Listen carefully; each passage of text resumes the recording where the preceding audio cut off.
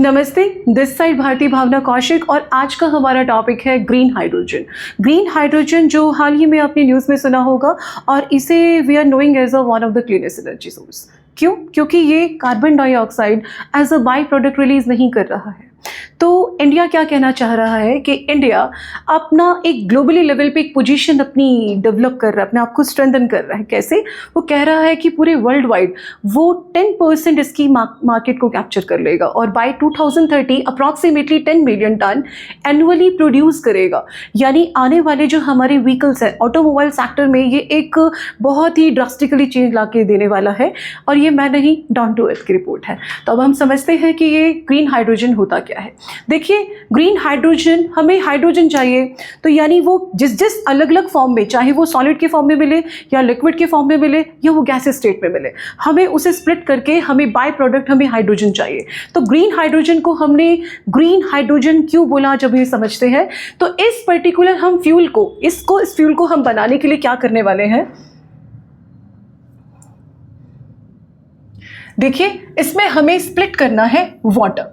अब इस वाटर को स्प्लिट करने के लिए हमें इलेक्ट्रोलिसिस की रिक्वायरमेंट रहेगी। इलेक्ट्रोलिसिस का मतलब ये क्या है कि वाटर को स्प्लिट करने के लिए एक एनर्जी चाहिए एंड दैट इज व्हाट, एक इलेक्ट्रिसिटी हम उसको प्रोवाइड किए जा रहे हैं। अब वो इलेक्ट्रिसिटी भी जो हम प्रोवाइड कर रहे हैं दैट इज रिन्यूएबल एनर्जी, यानी कि जहां जहां से हमें इलेक्ट्रिसिटी जो जनरेट की जा रही है वो भी रिन्यूएबल एनर्जी रिसोर्सेज के थ्रू, जैसे कि सोलर, विंड, इनको हम यूज करके हम इलेक्ट्रिसिटी जनरेट कर रहे हैं और उससे हम वाटर को स्प्लिट कर रहे हैं, जिससे हमें ग्रीन हाइड्रोजन मिल जाएगा।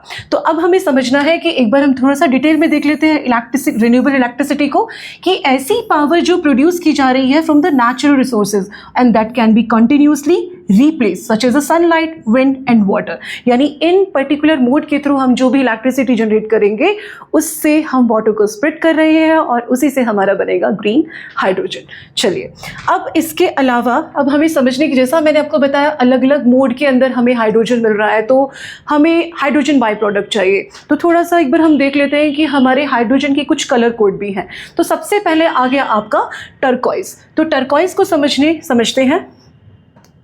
देखिए, इस टर्कोइज में ना एक पायरोलिसिस का जो प्रोसेस यूज किया जाता है। पायरोलिसिस क्या होता है? किसी भी सब्सटेंस को हम काफ़ी हाई हीट प्रोवाइड करेंगे ताकि वो डिकम्पोज हो जाए और उसमें रिसोर्स क्या रहेगा आपका, नेचुरल गैस। यानी natural gas for an example methane CH4, इसको हम इतना ज़्यादा हीट करें जिससे हमारा बाय प्रोडक्ट क्या निकलेगा, हाइड्रोजन, क्योंकि हम हाइड्रोजन एनर्जी बना रहे हैं। अब सेकेंड में देख लेते हैं गोल्ड। अब गोल्ड क्या है, जिसे नाम ही इसका क्लियर है, गोल्ड और माइक्रोबियल एक्टिविटीज़ होती है कहाँ पे, डिप्लीटेड ऑयल वेल्स में।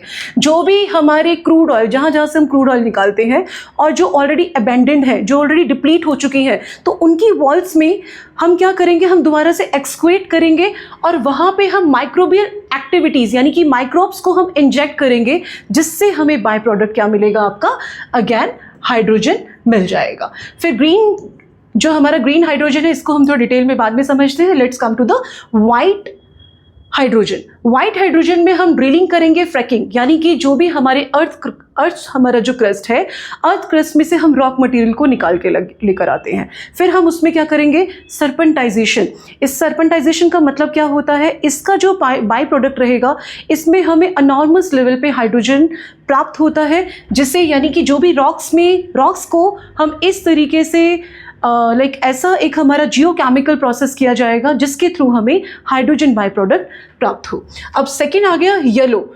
येलो में क्या हुआ, अब येलो हम बात करेंगे मैम, इसमें भी तो हम सोलर एनर्जी यूज़ कर रहे हैं डेफिनेटली, बट यहाँ पे हम जो इलेक्ट्रोलिसिस का प्रोसेस यूज़ कर रहे थे, यानी जो इलेक्ट्रिसिटी से जो वाटर को हम स्प्लिट कर रहे थे, उस वाटर में सिर्फ और सिर्फ हमारी सोलर एनर्जी का यूज़ हो रहा है। तो जिसकी वजह से हमने क्या बोला, येलो हाइड्रोजन। चलिए, अब पिंक में हम देख लेते हैं। पिंक, हम इसे पिंक भी बोल देते हैं और रेड हाइड्रोजन भी बोल देते हैं। क्यों? क्योंकि इसमें जो हम प्रोसेस यूज कर रहे हैं वो है आपका, वो भी उसका इलेक्ट्रोलिसिस रहेगा, लेकिन उसमें जो इलेक्ट्रिसिटी जनरेट की जा रही है उस इलेक्ट्रिसिटी को हम जनरेट कर रहे हैं न्यूक्लियर एनर्जी से। That's the reason we are calling it as a pink hydrogen. Now come to the black and brown. अब ब्लैक एंड ब्राउन में क्या होता है ना, there are two types of coal. एक कॉल है जो कि ऑलरेडी आपका मतलब ड्राई है, जिसे ब्लैक को बोलते हैं, ब्लैक इज ड्राई वन, और जो ब्राउन है इसके अंदर थोड़ा सा मॉइस्चर होता है। ठीक है, तो हम क्या करेंगे, इन पर्टिकुलर कोल्स को ना हम पाउडर्ड फॉर्म में यूज़ करते हैं। अब पाउडर्ड फॉर्म में यूज़ करने के बाद उसमें से again we are going for the gasification. Gasification में क्या करेंगे, इन गैसिफिकेशन के प्रोसेस में जो हमारा, जैसे फॉर एन एग्जांपल CH4 है, CH4 को जब हम हीट देंगे ऑक्सीजन के साथ, तो यानी कि इसमें स्प्लिट हो जाएगा कार्बन मोनोऑक्साइड में और H2 में। तो यहाँ पे अगैन हमें we are looking for what, हमें hydrogen as a by product चाहिए था, तो वो हमें मिल गया। अब हम ग्रे को समझते हैं। ग्रे में क्या रहेगा, स्ट्रीम रिफॉर्मिंग, स्ट्रीम को रिफॉर्म करना, यानी नेचुरल जो गैसेस हैं उनको इतना ज़्यादा हाई हीट पर रखा जाता है जिसकी वजह से अगैन ये जो CH4 गैसेस हैं, I just wait a minute,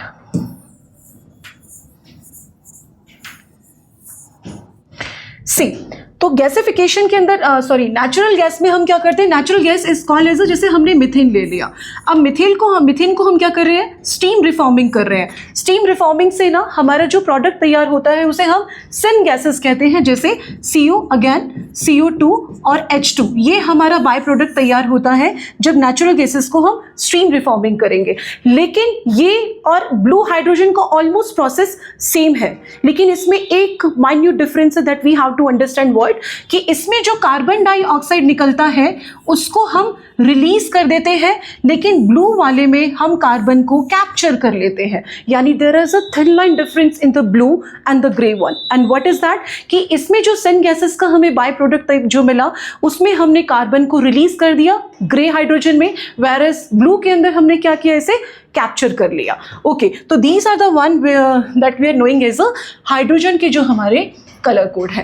अब हम एक बार डिटेल्स में हम देख लेते हैं कि ये ग्रीन हाइड्रोजन होता क्या है। सी, ग्रीन हाइड्रोजन के अंदर again I will tell you कि इसमें इलेक्ट्रिसिटी को यूज़ किया जाता है, और वो इलेक्ट्रिसिटी जो जनरेट की जाएगी वो आपकी रिन्यूएबल रिसोर्सेज से की जाएगी। इसीलिए इससे जो हमारा बाय प्रोडक्ट तैयार होगा वो बिल्कुल क्लीनेस्ट एनर्जी सोर्स में हम उसे काउंट करते हैं। अब इसका एप्लीकेशन अगर हम यूज़ देखें, तो एप्लीकेशन क्या होगा, कहाँ यूज़ हो सकता है ये, फ्यूल सेल इलेक्ट्रिक व्हीकल्स में। तो यानी आने वाले टाइम में जितने भी हमारे ऑटोमोबाइल के ट्रांसपोर्टेशन के जो मोड है, जैसे कि for an example aviation, maritime, transport की जितनी भी हमारी इंडस्ट्रीज हैं, वहाँ ये आपके लिए बहुत हेल्पफुल होने वाला है, क्योंकि आने वाले टाइम में हम कोशिश कर रहे हैं कि कार्बन का जो कंपोजिशन है एटमॉस्फेयर में, हम धीरे धीरे उसको रिड्यूस कर पाएँ, ताकि ग्रीन हाउस गैसेस और बात करते हैं ग्लोबल वार्मिंग में, ये बहुत ही सिग्निफिकेंट रहेगा। तो नेक्स्ट चलते हैं कि एक थोड़ा सा हम एक बार इलेक्ट्रोलिसिस के प्रोसेस को देख लेते हैं। सी, हम इलेक्ट्रोलिसिस बार बार ये वर्ड यूज़ कर रहे हैं, राइट। तो ये इसमें होता क्या है, इसमें हम ना इलेक्ट्रिसिटी को यूज़ करेंगे। इलेक्ट्रिसिटी को यूज करेंगे क्यों, ताकि हम ब्रेक डाउन कर पाएं किसी भी सब्सटेंस को उसके बेसिक पार्ट में। यानी कि कोई भी कंपाउंड ले लीजिए, उसको अगर हम इलेक्ट्रोलिसिस कर रहे हैं यानी हम उसमें इलेक्ट्रिसिटी प्रोवाइड कर रहे हैं, और वो क्यों कर रहे हैं, ताकि वो जो भी सब्सटेंस है उसको उसके बेसिक एलिमेंट्स में हम उसको क्या करें, ब्रेक डाउन करें, and that is known as a electrolysis. चलिए, तो अब अगर हमारा इंडिया कह रहा है कि वो 10% आपके पूरे ग्लोबली मार्केट को कैप्चर करेगा, तो डेफिनेटली हमारे कुछ एजेंडाज, कुछ प्लान रहे होंगी, कुछ हमने स्कीम्स बनाई होंगी। तो ये पर्टिकुलर एजेंडा को, मतलब इसका रोड मैप हमारे लिए क्या है, तो सबसे पहले हमने इसमें यूज़ किया, जो हमारा प्लान है वो है हमारा नेशनल ग्रीन हाइड्रोजन मिशन। इसमें हमारा टारगेट क्या था कि 5 मिलियन मैट्रिक टन हम ग्रीन हाइड्रोजन का प्रोडक्शन करेंगे बाय 2030 तक, और इसको लिंक किया जा रहा है 125 जितने भी हमारे रिन्यूएबल एनर्जी कैपेसिटी है उनके साथ, 125 गीगावाट जो हमारे रिन्यूएबल एनर्जी रिसोर्सेज है उसके साथ उसे लिंक किया जाएगा। इससे हमारे अप्रॉक्सीमेटली 8 लाख करोड़ इन्वेस्टमेंट, और अगर इसमें इन्वेस्टमेंट हो रही है तो डेफिनेटली ये भी एम्प्लॉयमेंट और जॉब जनरेटिंग का भी काम कर रहा है।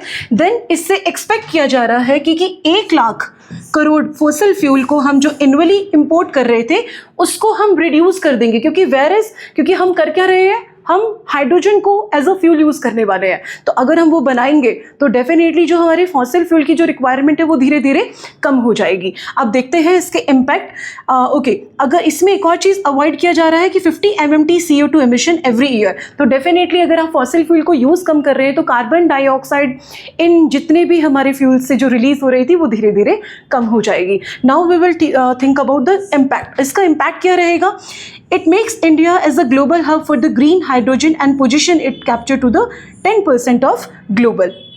एक्सपोर्ट। तो ये हमारे जितना पूरे वर्ल्ड वाइड 10% मार्केट को कैप्चर इजीली कर पाएगा। तो ये हमारा जो ग्रीन हाइड्रोजन मिशन है नेशनल लेवल पे, वो हमारा जो जो हम रोड मैप बना रहे हैं कि हम पूरे मार्केट को कैप्चर कर पाए, उसमें से one of the significant component में काम कर रहा है।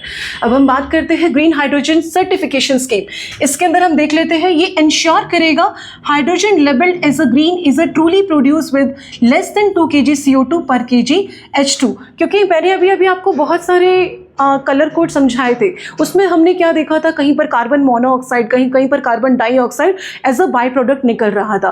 तो यानी अगर कार्बन डाइऑक्साइड रिलीज हो रहा है, तो जैसे ग्रीन और ब्लू के अंदर मैंने बताया था एक जगह पे रिलीज की जा रही थी और ब्लू वाले में आप कार्बन डाइऑक्साइड को कैप्चर कर रहे थे। तो अगर वो कार्बन अगर आप निकाल के आप हाइड्रोजन गैस को तो आप अलग कर रहे हैं, लेकिन कार्बन रिलीज किए जा रहे हैं, तो ये भी तो ग्लोबल वार्मिंग पे इम्पैक्ट करेगा ना। तो यहाँ पे हमने क्या किया, ये हम कर रहे हैं लेस देन 2 kg हमें यूज करना है CO2 पर kg हाइड्रोजन को डेवलप करने के लिए। ये इस ग्रीन हाइड्रोजन सर्टिफिकेशन स्कीम का एक कंपोनेंट है। देन देखते हैं build credibility for the export especially to the Europe, Japan where a strict carbon standard exist। तो हमें उसी तरह की credibility भी build करनी पड़ेगी ताकि हमें मतलब अगर इस पर्टिकुलर पोजीशन को हम एक्वायर करने चाहते हैं, तो जो भी हमारी सिग्निफिकेंट कंट्री इन स्टैंडर्ड्स को जो फॉलो कर रही है, हमें भी वो फॉलो करना पड़ेगा। तो ये हम इस स्कीम के थ्रू कर पा रहे हैं। Prevent green washing, promote transparency and investor confidence. And then इसका इम्पैक्ट देख लेते हैं। स्ट्रेंथन करेगा ये market acceptance and allow Indian companies to compete in international green hydrogen trade. देखिए, जब तक हमारे पास पूरा स्टार्टअप का अगर कोई प्रोग्राम, अगर हम बात करें उसका इंफ्रास्ट्रक्चर, उसमें जो भी मैकेनिज्म हमारा यूज़ हो रहा है, अगर वो प्रॉपर डिफाइंड रहेगा, तो हमारे जितने भी स्टार्टअप, जैसे आत्मनिर्भर भारत हो गया, उसमें जितने भी लोग इसमें पार्टिसिपेंट करेंगे, उनके लिए एक ये पूरा प्रॉपर रोड मैप बना मिलेगा। तो हम उनको डेफिनेटली यहाँ पे वेलकम कर सकते हैं। They will be get fascinated to this such other scheme. अब नेक्स्ट बात करते हैं कि ग्रीन हाइड्रोजन हमने हब बनाया कहाँ, कांडला, पारादीप, तूतीकोरिन। अब ये हमने क्यों बनाया, क्योंकि इसको ये स्पेसिफिकली डेडिकेटेड जो पोर्ट है, इनका इंफ्रास्ट्रक्चर बनाया गया। क्यों? ताकि हमारा प्रोडक्शन हो पाए, स्टोरेज हो पाए और एक्सपोर्ट हो सके ग्रीन हाइड्रोजन के लिए। यानी ये तीनों हमारे जो मेजर पोर्ट है, इनका स्पेसिफिकेशन, डेडिकेशन, मतलब ये they are dedicatedly working for storage, production और एक्सपोर्ट ऑफ ग्रीन हाइड्रोजन। क्योंकि अगर आप इन पर्टिकुलर इस गैस को अगर आप बना रहे हैं, हाइड्रोजन गैस, क्लीन एनर्जी को आप फॉर्म कर रहे हैं, तो हमारे ये स्पेसिफिकली तीनों पोर्ट हैं जो इसके अंदर एक्टिवली काम करेंगे। देन पारादीप जो पोर्ट है, वो अकेला 50,000 plus crore worth MOUs for the, उसने साइन ऑलरेडी मतलब कर चुका है green hydrogen and ammonia facilities के लिए। ये सपोर्ट करता है इंडिया के एक्सपोर्ट को 5 million metric of ton of green hydrogen. और ये इसके जो भी हमारे डेरिवेटिव्स बनाए थे कि हम 2030 तक पूरा कर लेंगे, उसमें ये काफ़ी सपोर्ट करेगा। और इसका अगर इम्पैक्ट देखें तो ये कन्वर्ट करता है इंडिया की जोग्राफिकल एडवांटेज पोर्ट्स को, जो कि port and abundance renewable energy potential को ग्लोबल लेवल पे क्या करेगा, पोजीशन दिलवाएगा। अब नेक्स्ट हम देखते हैं, जैसे for an example I just told you right कि हमारा कांडला पोर्ट, पारादीप पोर्ट और हमारा तूतीकोरिन, ये हमारे कैबिनेट मिनिस्टर की एक स्टेटमेंट थी जिसमें उन्होंने कहा कि India is poised to be among the top 5 shipbuilding countries in the world by 2047 with the additional shipbuilding capacity of 5 million GRT। यानी कि ये हम लोग ये रोड सिर्फ हमारे जो स्पेसिफिकली ये तीनों जो पोर्ट हैं, वो सिर्फ आपके शिप बिल्डिंग में ही नहीं, शिप बिल्डिंग के साथ साथ जो हमारा ग्रीन हाइड्रोजन प्रोजेक्ट है, उसमें काफ़ी सिग्निफिकेंट रोल प्ले कर रहा है। अब इस इंडियाज़ का जो हमारा रोड मैप था, हमने जितने भी तीनों हमने अपनी स्कीम्स की बात करी, उन तीनों स्कीम्स का जो हमारा डायरेक्ट इम्पैक्ट है, वो इस रोड मैप में कैसे हेल्प करता है, हम देखते हैं। सबसे पहले देखते हैं कि ये एनर्जी सिक्योरिटी, डेफिनेटली हम लोगों की जो क्रूड ऑयल को लेके एक ऑलरेडी हम हम लोग अपने बाहर की जो कंट्रीज से हम इंपोर्ट कर रहे हैं, वो धीरे धीरे हमारा कम होता चला जाएगा। तो ये रिडक्शन देता है क्रूड ऑयल और LNG इंपोर्ट को, जिससे हमारा 1 लाख करोड़ हम सेव कर पा रहे हैं। तो इसका इम्पैक्ट, डायरेक्ट इम्पैक्ट हमें एक ये मिल रहा है। अब डीकार्बनाइजेशन, डेफिनेटली क्योंकि हमारा काम क्या था, हम दे रहे हैं आपको ग्रीन हाइड्रोजन, जिसके अंदर हम कार्बन जो कंपोनेंट है उसको हम कम करना चाह रहे थे और इवन ख़त्म करना चाह रहे थे। तो यहाँ पर हमारा काम ही क्या है, हम रिड्यूस कर रहे हैं 50 MMT CO2 पर ईयर, जो कि सपोर्ट करता है जो हमने इंडिया का 2070 का जो गोल बना रखा है उसको भी ये सपोर्ट करेगा। नाउ बात करते हैं ये एम्प्लॉयमेंट जनरेशन का भी काम कर रहा है। क्यों? ओवर द 6 लाख डायरेक्ट और इनडायरेक्ट जॉब इसके अंदर मैन्युफैक्चरिंग में, ट्रांसपोर्ट में और सर्विसेज में धीरे धीरे एनरोल होना शुरू हो जाएगी। नाउ बात करते हैं ग्लोबल स्टैंडिंग की। अगर इंडिया की पोजीशन की बात करें तो इंडिया ज्वाइन कर रहा है league of top hydrogen exporter, boosting strategy और ऑटोनॉमी में, और धीरे धीरे हम सेल्फ रिलायंट, जिसे मैंने आपको बताया कि आत्मनिर्भर भारत को भी ये काफ़ी ज़्यादा सपोर्ट करने वाला है। तो इंडिया चाहता है कि ग्रीन हाइड्रोजन प्रोजेक्ट में हम पूरे वर्ल्ड लेवल पे 10% मार्केट को क्लेम करें, लेकिन इसके एग्जीक्यूशन और प्रोजेक्शन पार्ट में बहुत सारे चैलेंजेस हैं। Let's look into this. तो सबसे पहले देखा हमने हाई प्रोडक्शन कॉस्ट को। इस हाई प्रोडक्शन कॉस्ट का मतलब क्या है कि ग्लोबली लेवल पे जहाँ पे हाइड्रोजन को बनाने में $1 to $2 पर kg लग रहा है, वही इंडिया 3 टाइम्स ज़्यादा यानी $3 to $6 पर kg इंडिया में लग रहा है। जो भी हमारी इलेक्ट्रोलिसिस और रिन्यूएबल एनर्जी है, इनको इंटीग्रेट करना, इन दोनों प्रोग्राम्स को इंटीग्रेट करना भी काफ़ी हमारे लिए एक्सपेंसिव रहेगा। फिर हम बात करते हैं कि जितने भी हमारी टेक्नोलॉजी गैप क्यों है कि जो हम इलेक्ट्रोलिसिस बना रहे हैं इंडिया में, जितने भी हमारी इनकी मैन्युफैक्चरिंग यूनिट है वो बहुत ही नेसेंट स्टेज पे है, यानी बिगिनर स्टेज पे है। तो अभी उन्हीं को ही टेक्नोलॉजिकल एडवांसमेंट की तरफ देखना होगा। फिर बात करते हैं हमारे इंफ्रास्ट्रक्चर डेफिसिट के लिए। ये अगर आपने हाइड्रोजन गैस अगर आप एज अ क्लीन एनर्जी में बना रहे हैं तो उसको स्टोरेज करना, उसको फ्यूलिंग कैसे करनी है, तो जिसके लिए हमें ऑलरेडी हम lack of dedication pipeline, storage of facility, refuelling station and port infrastructure के अंदर बहुत पैसा लगेगा। तो this is also one of a major hurdle. फिर ट्रांसपोर्टिंग हाइड्रोजन इज कॉस्टली। जितना भी अगर आपको जब हाइड्रोजन जिस फॉर्म में हमें चाहिए उसको ट्रांसपोर्ट करना भी हमारे लिए काफ़ी एक्सपेंसिव है। एक और चीज़, अब हमने कहा था क्योंकि हम इसमें इलेक्ट्रोलिसिस का प्रोसेस यूज़ कर रहे हैं जिसमें हम वाटर को स्प्लिट कर रहे हैं। Water is one of the element which is already बहुत ही कम, धीरे धीरे कम होता जा रहा है। तो अगर उसे कम होता जा रहा है तो उसकी प्रोड्यूसिंग जो है वो पर 1 kg हाइड्रोजन की जो है वो 9 लीटर को प्योरीफाई, मतलब 9 लीटर आप वाटर को इलेक्ट्रोलिसिस के उसमें जाएंगे तब कहीं जाके आपका 1 kg हाइड्रोजन आपका डेवलप होगा। तो वाटर वेस्टेज भी बहुत ज़्यादा है। एंड देन स्ट्रेस, एंड अब ये तो ऑल ओवर वर्ल्ड पे ही है कि वाटर का जो हमारा स्ट्रेस है वो धीरे धीरे बढ़ता जा रहा है। तो ये पर्टिकुलर जो प्रोसेस है कंपैरेटिवली वो एक्सपेंसिव भी रहेगा और नेचुरल रिसोर्स लाइक वाटर के लिए भी काफ़ी टेंशन क्रिएट कर सकता है। नाउ हम देखते हैं इसके सर्टिफिकेशन प्रोग्राम को लेके। जितने भी हमारी सर्टिफिकेशन स्टैंडर्ड, क्योंकि अगर आप इस तरह के प्रोग्राम प्रोजेक्ट्स के लिए जा रहे हैं तो आपको सर्टिफिकेशन की रिक्वायरमेंट रहेगी जो कि ग्लोबली लेवल पे एक्सेप्टेंस मिले ना मिले, क्योंकि अभी we are facing a challenge in to them, right. अब आगे बात करते हैं फाइनेंशियल पॉलिसी और रिस्क को लेकर। तो देखिए, लॉन्ग टर्म परचेज गारंटीज। अब हमने सेल्फ रिलायंट भारत को लेके हमने क्या देखा कि हमने नए नए मैन्युफैक्चरर्स, हमने प्राइवेट प्लेयर्स को हमने अट्रैक्ट कर लिया। हमने बोला कि आप इसमें अपना पैसा लगाइए, इन्वेस्ट कीजिए, लेकिन वो इतने लॉन्ग टर्म परचेज को लेके कोई गारंटी तो हम दे ही नहीं पा रहे ना कि जो हमें प्रोडक्ट मिलेगा उसका आने वाली मार्केट वैल्यू क्या रहेगी अगर लोग उसको लेके फैसिनेट नहीं हो पाए, क्योंकि लोगों के पास ऑलरेडी अपने पुराने हमारे इंजन सिस्टम है, उनको नई गाड़ी, क्योंकि अगर जैसे जैसे फ्यूल सिस्टम चेंज होगा तो आपको इंजन में भी आपको बदलाव चाहिए। तो लोगों को परचेज करने के लिए अनटिल अनलेस आप सब्सिडी नहीं दे रहे हैं तो लोग उसे परचेज क्यों करेंगे। लेकिन बनाने वाले के पास भी तो उसका अच्छा खासा मुनाफा होना चाहिए। तो this is going to be a very challenging part. Renewable energy integration की बात करें तो जो हमारे हाइड्रोजन, क्योंकि मैंने आपको बताया था इसमें हम आपके नेचुरली जो हमारी रिन्यूएबल एनर्जी है उससे हम इलेक्ट्रिसिटी जनरेट कर रहे हैं, तो उन प्रोग्राम्स को भी आपको इंटीग्रेट करने की रिक्वायरमेंट है। This is going to be very difficult for us, क्योंकि लार्ज स्केल के जितने भी हाइड्रोजन रिक्वायर है उनको 125 गीगावाट एडिशनल री एनर्जी कैपेसिटी की रिक्वायरमेंट रहेगी bye 2030।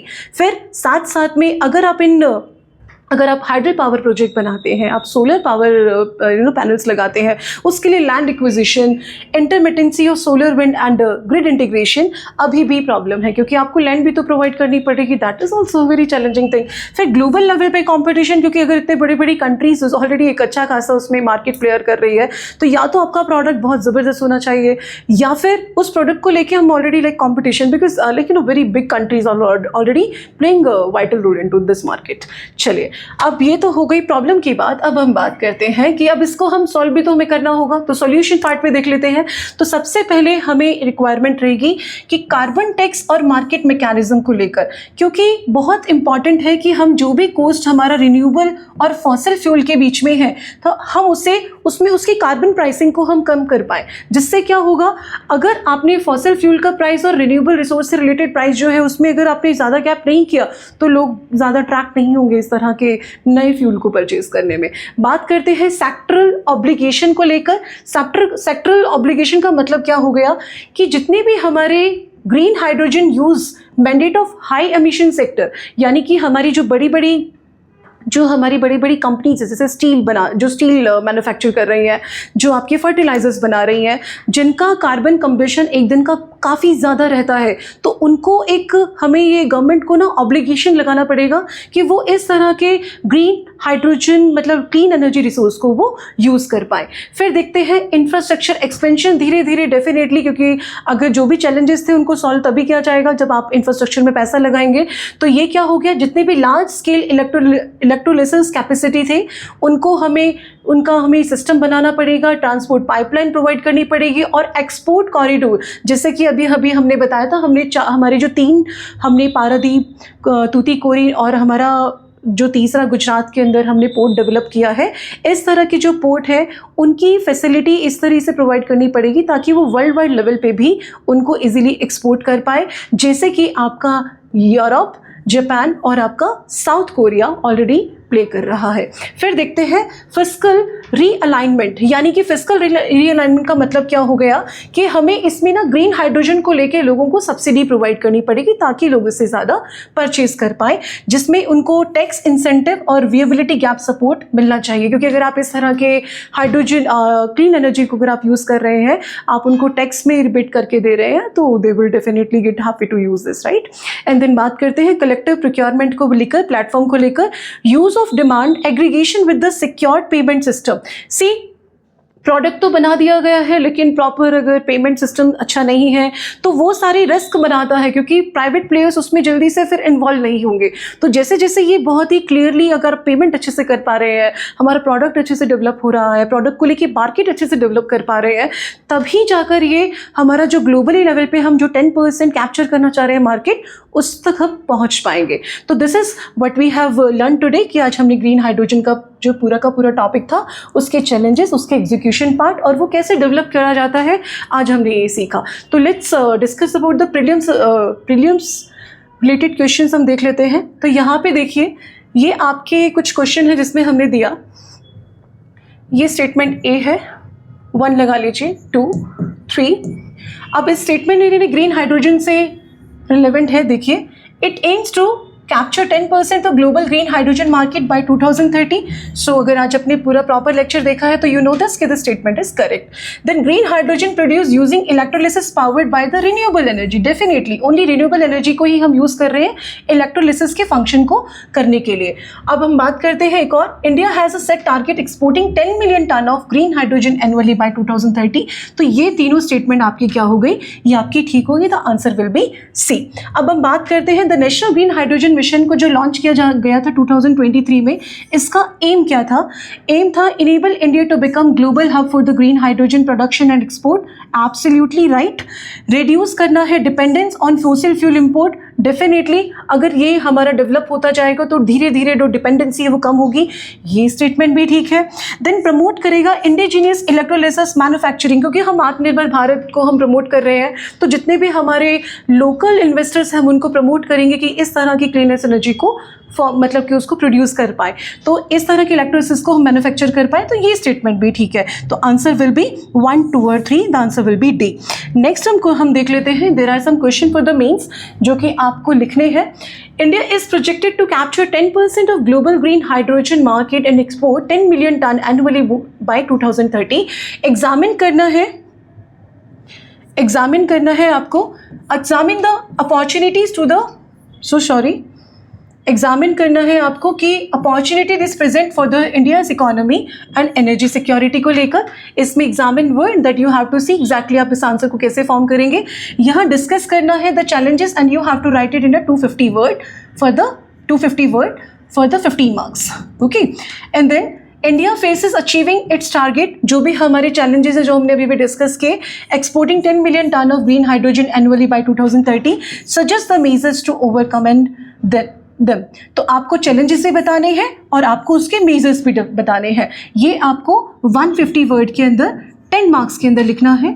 And then examine the role of India national green hydrogen mission in the enabling the country to export 10 million ton of green hydrogen annually by 2030। What is the policy infrastructure measures are essential to realise this vision. तो अभी अभी हमने जो national green hydrogen plan के बारे में बताया, certificate system के बारे में बताया, तो इन सभी आंसर्स को हमने इस पर्टिकुलर वीडियो में हमने सब कवर किया है।